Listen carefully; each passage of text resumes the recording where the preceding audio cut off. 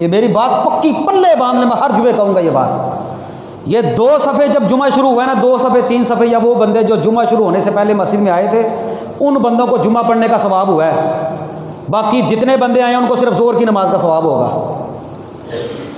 جمعہ اس بندے کا ہی ہے جو بندہ امام کے ممبر پر آنے سے پہلے آتا ہے۔ میں نے ریکارڈ بھی کروا دی ہے یہ بات، میں نے پہلے بھی کروائی ہے۔ اگر آپ چاہتے ہیں کہ 1 ہفتے کے بعد آپ کو جمعہ پڑھنے کا ثواب ملے تو امام کے ممبر پر آنے سے پہلے مسجد میں آیا کریں، اس روٹین کو چھوڑ دیں، ورنہ آپ کے جمعے کا آپ کو فائدہ نہیں ہونا، کوئی فائدہ نہیں ہونے والا۔ نبی پاک فرماتے ہیں جب جمعہ شروع ہوتا ہے اللہ کے نبی فرماتے ہیں وہاں پر فرشتے ہوتے ہیں، وہ بندوں کا نام لکھتے ہیں، فلاں آ گیا، فلاں آ گیا، فلاں آ گیا۔ جب امام ممبر پر آ جاتا ہے، اذان ہو جاتی ہے، امام خطبہ شروع کرتا ہے، بعد میں جتنے بندے آتے ہیں فرشتے ان کا نام نہیں لکھتے فرشتے۔ تو جے تسی پورا ہفتہ زور نہیں پڑھی، اثر نہیں پڑھی، مغرب عشاء 5 نمازاں نہیں پڑھیاں، جمعے تو ہفتے تو بعد آ کے مسیح 2 رکعتاں پڑھ کے ٹر جاندے ہو، تو پھر بھی کوئی فائدہ نہیں ہونا، کوئی فائدہ نہیں ہونا۔ نہیں پلے باندھیں گے ان چیزوں کو، میرا کچھ بھی نہیں جائے گا، نہ میری تنخواہ کٹنی ہے تو نہ انشاءاللہ اللہ دے فضل و کرم میں ممبر چھڈن لگا۔ یہ جب تک اللہ کے فضل و کرم سے جان میں جان ہے نا، یہ تربیت ہوتی رہے گی۔ یہ اصل تربیت ہے، اپنی تربیت کریں۔ میٹھی میٹھی باتیں سننے کے عادی ہو گئے ہم لوگ۔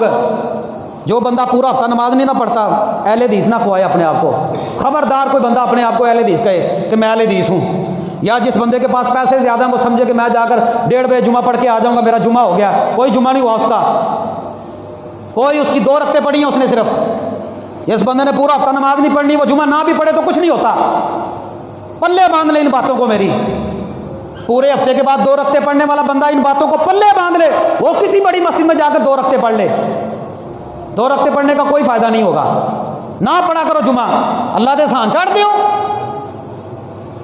اللہ دے سان نہ چاڑیا کرو، نہ اللہ کو ہماری 2 رکعتوں کی ضرورت ہے۔ عبادت کرنی ہے تو وہ کرنی ہے جو اللہ کے نبی نے بتلائی ہے۔ ایویں اپنا ٹائم ضائع کر دیو، 2 رکعتاں چھڑ دیو، ایویں بوجھ چکیا اسلام دا۔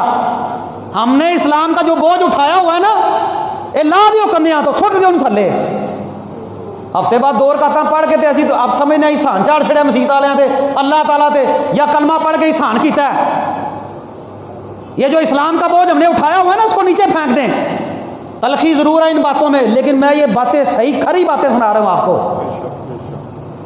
اللہ کے بندو، ہم لوگوں کے پلے کوئی بات پڑتی ہی نہیں ہے، ادھر سے سنتے ہیں ادھر سے نکال دیتے ہیں۔ نبی پاک کہتے ہیں جس نے عصر کی نماز نہیں پڑھی اس کے عمل ضائع ہو گئے۔ جمعہ پڑھا، 2 رکعت پڑھی، بعد میں چھٹی، پھر اگلے جمعے تے اگلے جمعے بھی اپنی مرضی نال، ٹائم نہ ہو بھی نہیں۔ تو یہ میں نے تنبیہ کے طور پر پھر اس جمعے کا، پچھلے جمعے بھی کہا تھا میں نے، جو بندہ 2 رکعتیں پڑھنے کے لیے آتا ہے، امام کے ممبر پر آنے سے بعد آتا ہے، ظہر کی نماز کا ثواب ملتا ہے۔